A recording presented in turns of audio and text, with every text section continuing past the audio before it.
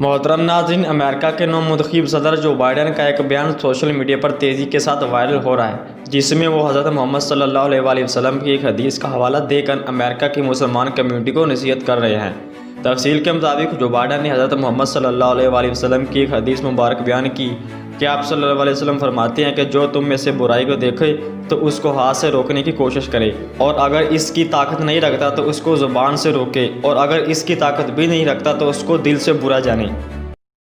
Hadith from the Prophet Muhammad instructs, whomever among you sees a wrong, let him change it with his hand. If he is not able, then with his tongue. If he is not able, then with his heart. So many of you are living this teaching in your own communities every day, joining your faith and your principles with the American principles that are consistent, actions that take and make life better. अमरीकी नौमुंतखब सदर जो Biden का video बयान social media पर आते ही दुनिया भर में मुसलमानों ने इस अमल को सराहा और नए सदर की तारीफ की, जबकि सोशल मीडिया सार्फिन ने कहा कि अब मजहबी मुनाफरत में कमी आएगी और मजहबी हम आहंगी परवान चढ़ेगी।